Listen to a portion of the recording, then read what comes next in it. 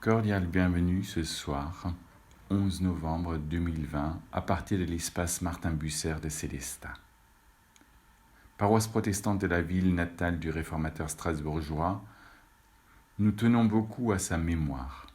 Or, il se trouve que c'est aujourd'hui le 529e anniversaire de Martin Bucer, qui est né le 11 novembre 1591 à 2 pas de l'église conventuelle des franciscains qui sert de lieu de culte à notre paroisse.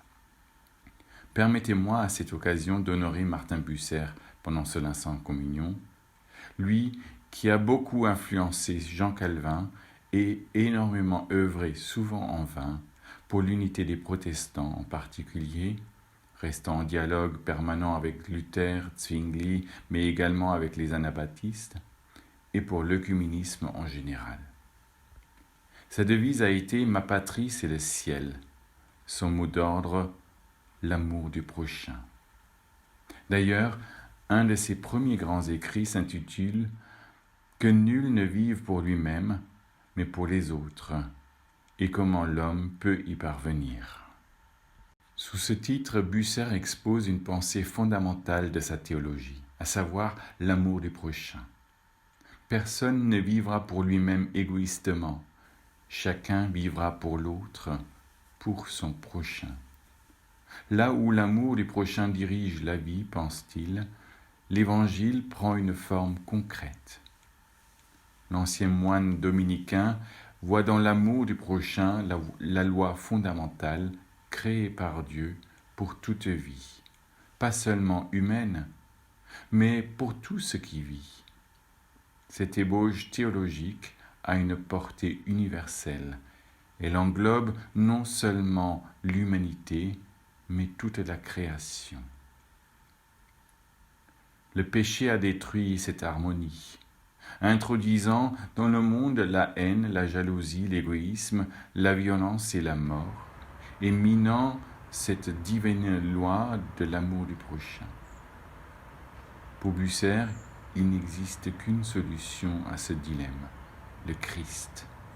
Lui seul est en mesure de rétablir cette loi et de rendre les hommes et la création entière à leur destination originelle.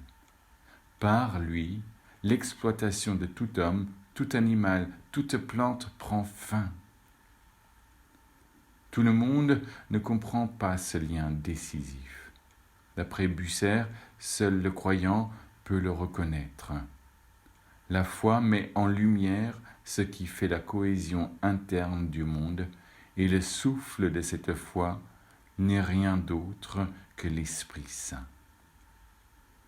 Être chrétien, aux yeux de Bucer, n'est rien d'autre qu'augmenter dans la foi, devenir parfait dans l'amour, ne pas vivre pour soi-même mais pour le prochain, par le prochain vivre pour le Christ, par le Christ vivre pour le Père Tout-Puissant, le louer et le magnifier en toute éternité.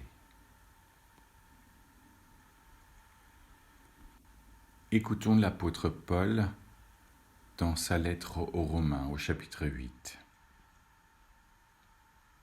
La création attend avec impatience la révélation des enfants de Dieu.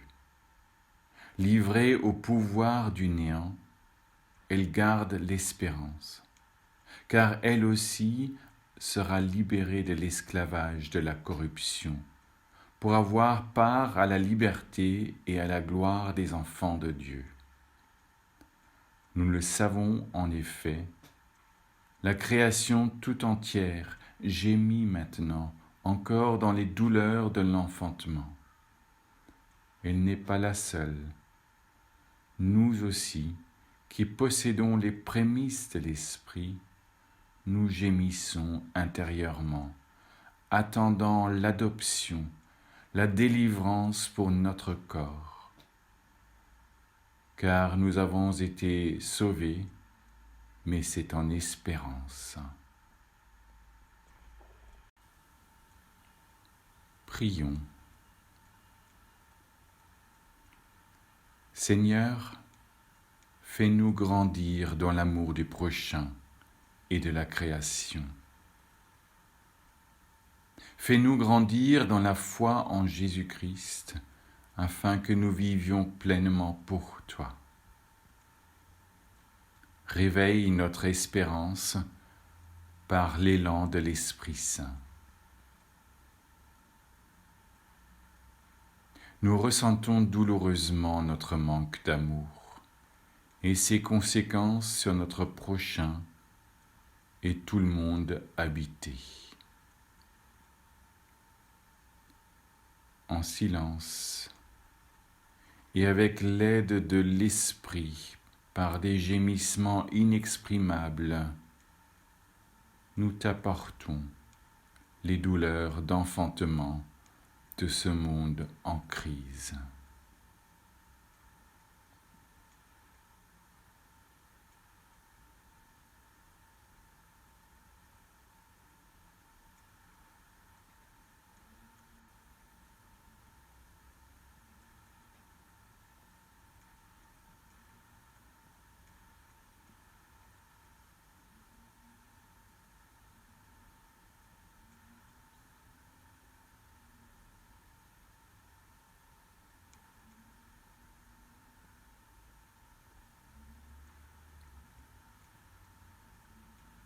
Fais-nous grandir dans l'amour du prochain et de la création. Fais-nous grandir dans la foi en Jésus-Christ, afin que nous vivions pleinement pour toi. Réveille notre espérance par l'élan de l'Esprit Saint, afin que nous puissions dire, en enfants de Dieu, Notre Père qui es aux cieux, que ton nom soit sanctifié, que ton règne vienne, que ta volonté soit faite sur la terre comme au ciel. Donne-nous aujourd'hui notre pain de ce jour. Pardonne-nous nos offenses, comme nous pardonnons aussi à ceux qui nous ont offensés.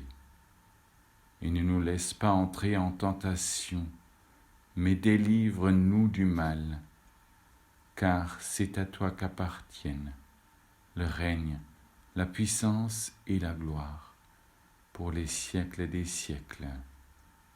Amen.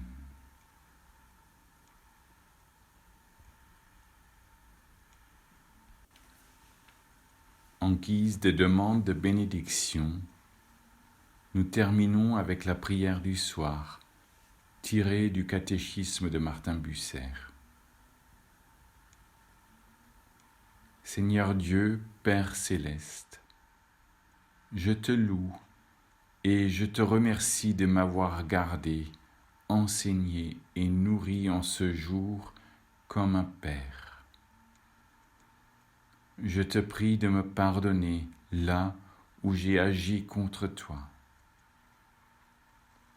Protège-moi en cette nuit pour que je repose en ton nom et que demain je me relève joyeusement à ta gloire. Garde aussi nos autorités, nos maîtres, nos pères et mères, nos frères et sœurs, nos amis et tout un chacun. Par notre Seigneur Jésus-Christ. Amen.